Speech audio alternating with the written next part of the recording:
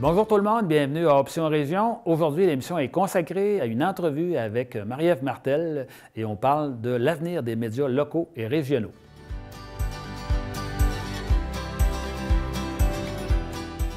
On parle maintenant avec Marie-Ève Martel. Marie-Ève, tout d'abord, merci beaucoup d'avoir accepté l'invitation d'Option Région.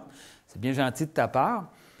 Marie-Ève, tu es journaliste, tu as travaillé dans divers médias locaux et régionaux et tu as publié récemment un essai aux éditions Somme Toute avec comme titre « Extinction de voix » et le sous-titre, c'est « Plaidoyer pour la sauvegarde de l'information régionale ». Bon, j'ai lu ton essai, j'ai bien aimé ça, notamment du fait qu'on retrouve un portrait de situation sur l'information et sur les médias en région.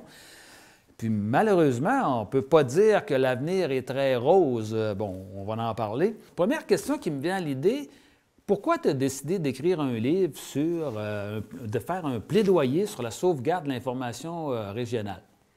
Bien, c'est comme un mélange de plusieurs événements qui sont arrivés. Dans le livre, je parle d'une expérience que j'ai eue en décembre 2013 là, à l'hôtel de ville de Grande-Ville où j'ai été expulsée, non pas par le maire, mais par les citoyens. Et pendant un congrès de l'ITJQ en 2016, aussi, le journaliste Geoffrey Sanson qui est allé poser une question. Parce que dans sa région, la députée libérale de l'époque voulait pas qu'il déroge du communiqué, puis c'était compliqué. Et il y a des gens qui ont tweeté ça en identifiant la députée. Ça a amené au fait que le journaliste a comme perdu son emploi pendant le congrès. Et des histoires comme ça, là, il y en a des dizaines et des dizaines dans toutes les régions du Québec. Puis moi, je trouvais ça important qu'on fasse le portrait d'ensemble. Parce que quand ça arrive une fois dans une région donnée, on n'est pas sensibilisé. Quand on voit que c'est répandu, que c'est plus fréquent qu'on pense, mais là, je pense qu'on peut se dire, ah, ben, il y a peut-être quelque chose à faire. Et de l'autre côté, ben, en même temps que ces pressions-là continuent d'exister, les médias sont de moins en moins forts parce qu'ils sont un peu vampirisés économiquement parlant par les grandes plateformes web et les gouvernements aussi qui se désengagent là, dans leurs investissements publicitaires. Donc, on assiste à l'affaiblissement des médias alors qu'il y aurait besoin d'être beaucoup plus fort là, face aux pressions. OK. Tu expliques en commençant dans ton livre que, dans le fond, les médias ont changé considérablement, les médias régionaux de 1960 à aujourd'hui. Ce serait quoi là, les principaux éléments de changement? Ben, c'est sûr que c'est avec l'arrivée d'Internet. Hein. Avant, un journal, c'était un journal, une radio, c'était une radio, une chaîne de télé, c'était une chaîne de télé. Maintenant, un média, ça peut être un journal écrit, un site web, une plateforme sur les réseaux sociaux. Donc, il faut alimenter tout ça et des fois, il faut adapter le contenu.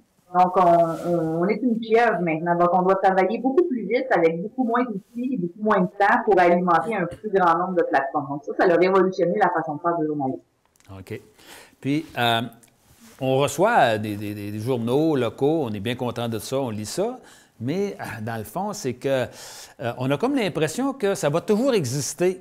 Mais tu nous dis que c'est pas sûr que ça va toujours exister. Pourquoi tu nous dis que c'est pas sûr que l'information locale va continuer d'exister? Ben, à commencer parce que les entreprises de presse, c'est des entreprises privées qui veulent faire du profit. Donc, s'il n'y a plus d'argent à faire, ben, je ne vois pas pourquoi un propriétaire d'entreprise continuerait de produire de l'information à perte. C'est pas des médias publics, hein, les journaux et les radios privées.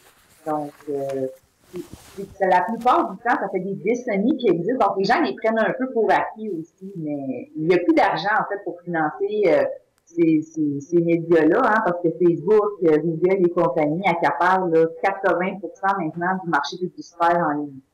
OK. Puis, on a vu là, que dans les dernières années, ça fait quand même, c'est commencé depuis un bout de temps, qu'on a vu apparaître, mettons, les médias gratuits. Tu dis que c'est pas sûr qu'on va pouvoir continuer avec les médias gratuits parce qu'il n'y a pas d'argent présentement, comme tu disais, c'est accaparé par les grandes multinationales. Mais est-ce qu'on peut revenir, est-ce qu'on doit revenir aux médias payants? Et puis, est-ce que c'est possible? Ben ça, c'est difficile à répondre parce que il y a 15-20 ans, là, on a sorti la porte à dents du tube, hein, quand Internet est arrivé dans les maisons des gens, les médias ont eu le réflexe de dire, ah, ben, on va mettre nos contenus là-dessus, on va avoir accès à plein de nouveaux annonceurs.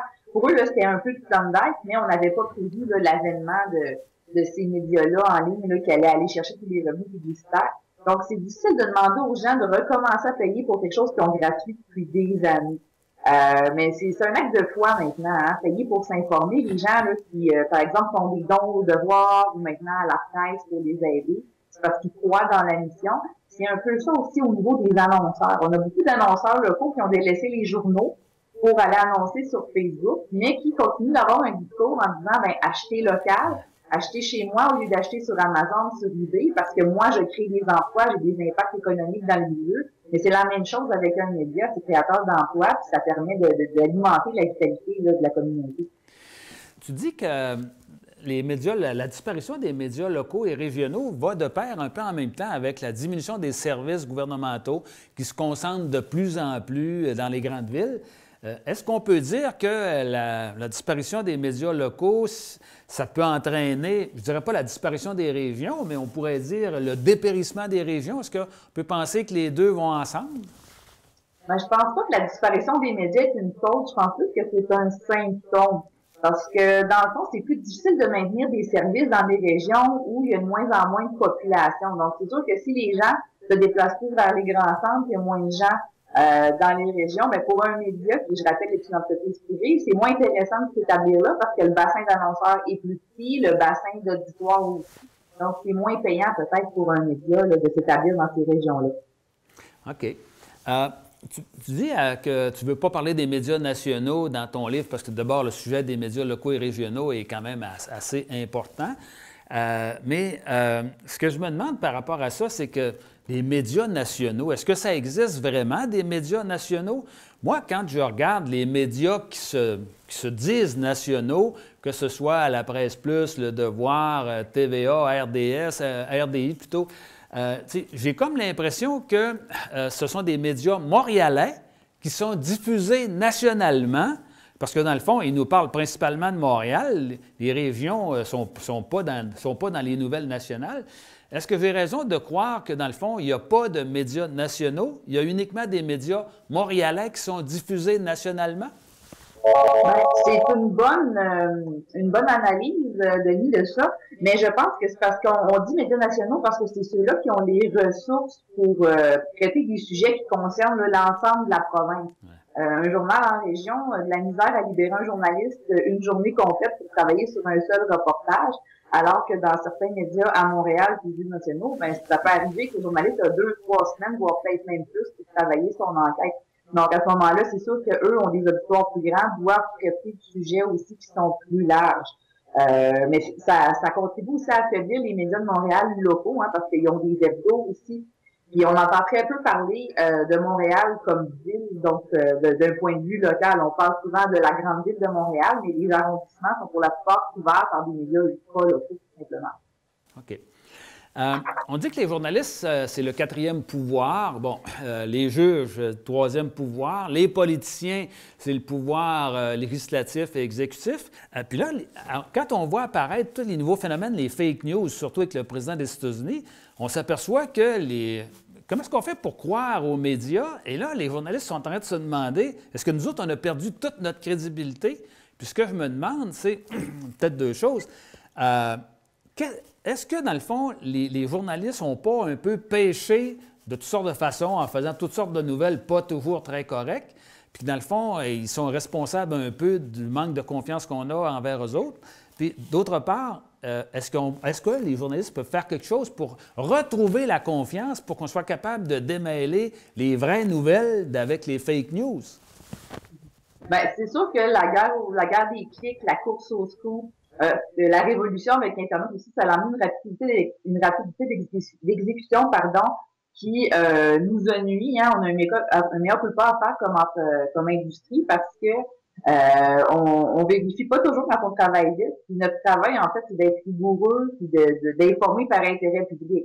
Or, ce qui est payant, souvent, c'est les contenus un peu plus divertissants, c'est ce qui rapporte de l'auditoire. Donc, il faut aussi trouver un équilibre là, entre l'information qui est juste véritable, qui est notre mission, puis ces contenus-là là, qui sont un peu moins importants, mais qui sont plus intéressants aux yeux d'une grosse partie de l'auditoire. Ce qui importe, c'est qu'on se recentre sur notre mission et qu'on arrive à se distinguer aussi de tous les autres contenus qu'on peut trouver sur Internet, par exemple, parce qu'effectivement, il y a des sites qui se spécialisent dans les fake news, des sites qui se spécialisent dans les théories du complot et c'est pas tout le monde qui peut faire la différence entre un vrai contenu et ce genre de contenu-là. Donc, évidemment, bon, mis à part les journalistes là, qui sont spécialisés dans la rectification de ces faits-là, je pense qu'effectivement, si on retourne à la base, qu'on s'applique à faire une information qui est vérifiée de qualité pour le public et non pas pour nous-mêmes, je pense que c'est par là qu'on va pouvoir regagner là, une certaine crédibilité. OK. La Presse Plus est devenue un OSBL, un organisme sans but lucratif, c'est quand même assez surprenant, afin de pouvoir recevoir des subventions, même qu'actuellement, ils sont en pleine campagne de financement, là. Est-ce que tu penses que c'est une bonne idée? Puis est-ce que tous les médias devraient aller dans cette ouverture-là de devenir tous des OSBL en demandant d'obtenir des subventions? Ben, il y a beaucoup de journaux communautaires qui sont déjà des OFDL qui vont pouvoir obtenir là, les crédits d'impôt à cause des dons là, tels qu'annoncés par le gouvernement fédéral en novembre. La transformation de la presse en OBNL, c'est une nouvelle avenue pour eux. Il y a peut-être d'autres médias qui vont emboîter le pas, mais c'est sûr que encore là, ça ne veut pas dire que parce qu'ils sont un OBNL que les gens vont se mettre à faire des dons. Je veux dire, les gens, ils pouvaient s'abonner à la presse tant qu'elle était disponible en papier. Donc, eux ont fait le pari de la gratuité. Donc, maintenant, ben, ils vont demander les dons pour compenser la perte de revenus publicitaires.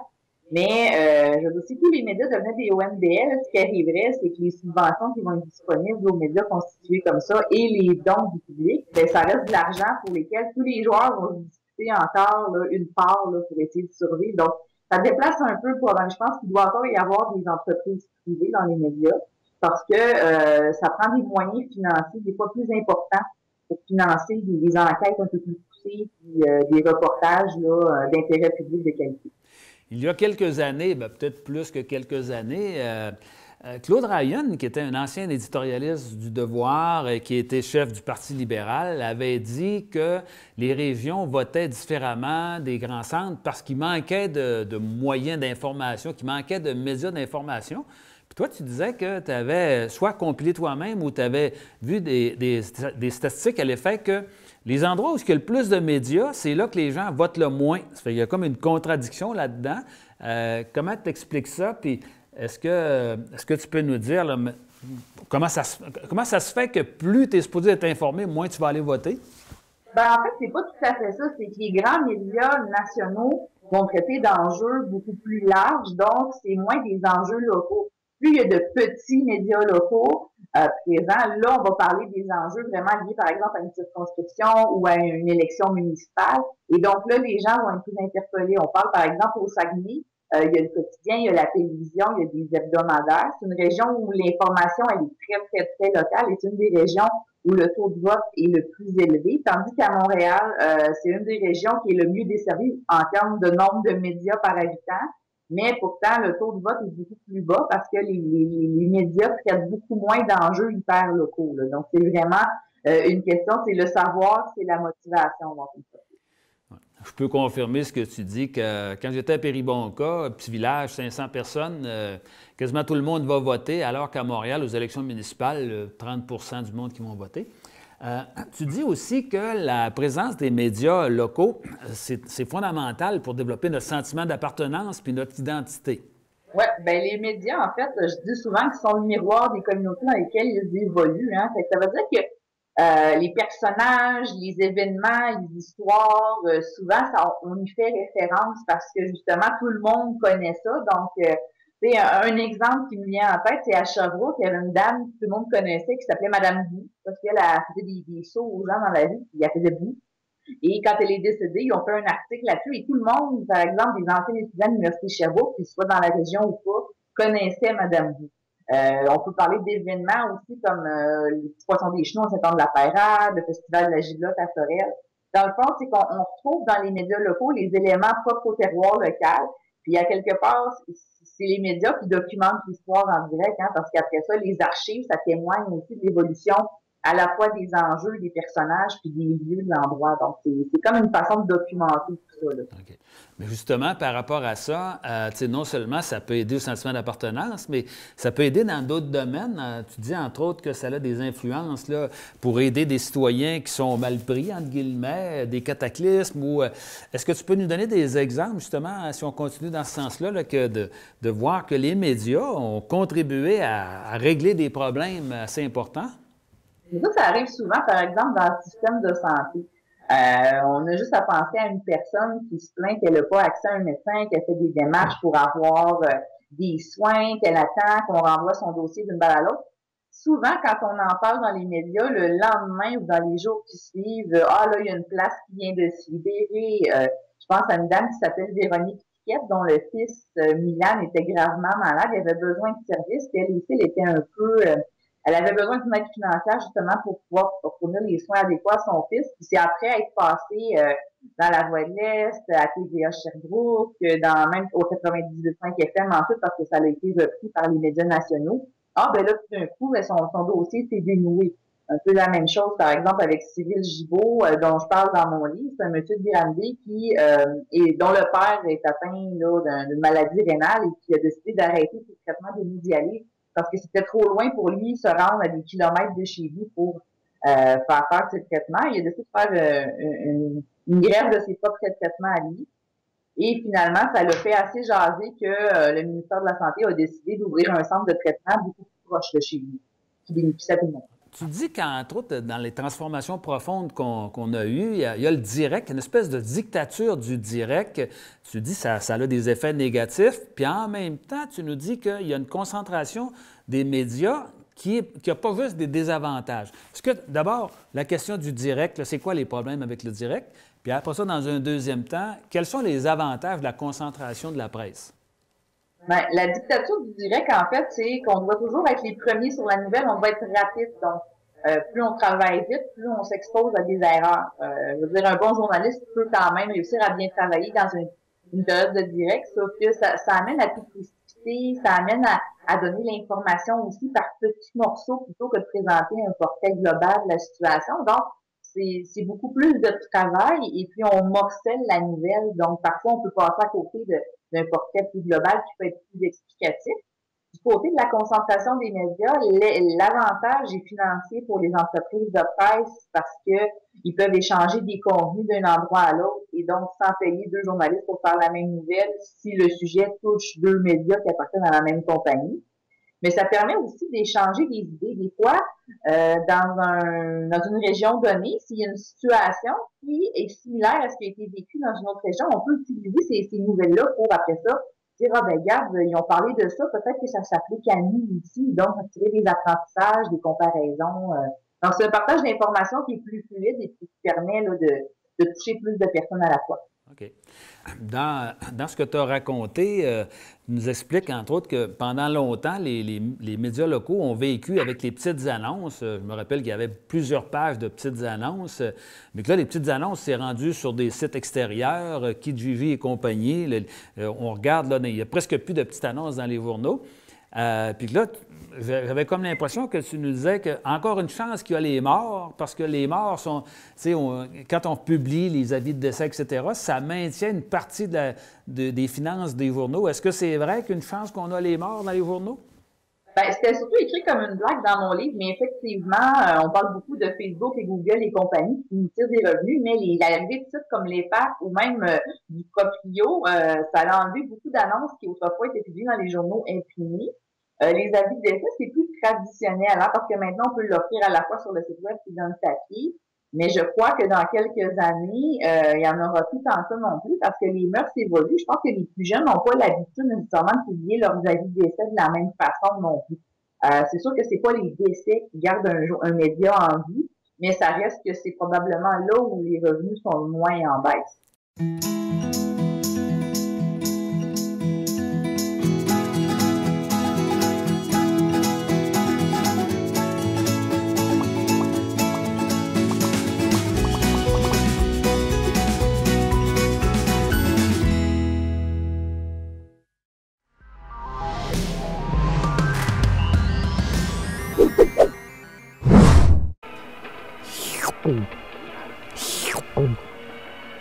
C'est parce que je fume du pot. Impossible que le cannabis fasse ça. Mais tu pourrais développer une dépendance.